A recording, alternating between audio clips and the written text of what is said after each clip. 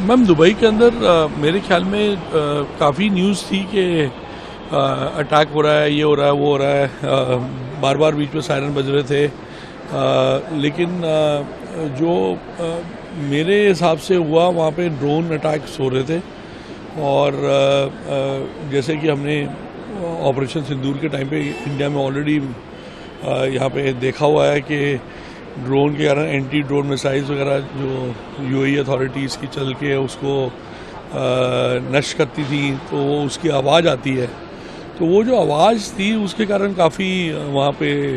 उसको लेके काफ़ी ज़्यादा आई वुड से दहशत टाइप माहौल था, क्योंकि सारे लोग उसको पहली बार एक्सपीरियंस कर रहे थे, तो उनको ये लगता था कि मिसाइल आ गई है। पर मेरे ख्याल में वो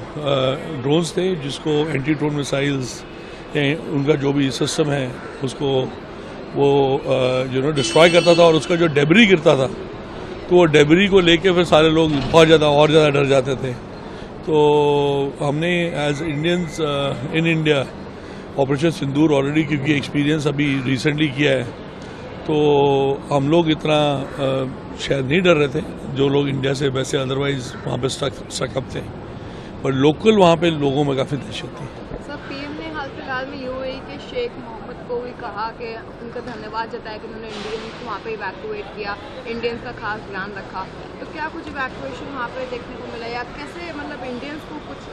अलग से सेफ्टी के लिए कुछ मेजर्स दिए गए? मैम मैं ये कहना जरूर चाहूँगा कि उन्होंने बहुत ध्यान रखा। रोज़ों के टाइम में, रमज़ान के महीने में भी उन्होंने बिल्कुल पूरा खुद फास्ट रखा हुआ है, लेकिन उन्होंने service to the humanity and to the citizens of any country, उन्होंने किसी को भी कोई भेदभाव नहीं किया, कुछ नहीं किया, उन्होंने बहुत ज़्यादा ध्यान रखा। और उससे बड़ी बात यह है कि अभी जो मैंने फ़्लाइट्स देखी जो हम लोग आए, जैसे मोस्टली हमारे को सिर्फ इंडिया की फ़्लाइट्स नज़र आई, जो मतलब एज जो स्टार्ट हुई हैं from Dubai airport. Abu Dhabi तो हमने देखा नहीं, बट हाँ जो स्टार्ट हुई वहाँ पे ये था कि सारी इंडिया की ही फ़्लाइट्स नज़र आ रही थी, क्योंकि सारा इंडियन कस्टमर था और इंडियन पैसेंजर था। तो मेरे ख्याल में वो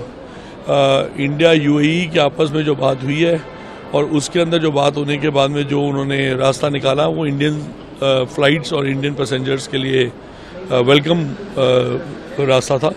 और उसके कारण आज we have been able to reach our homes.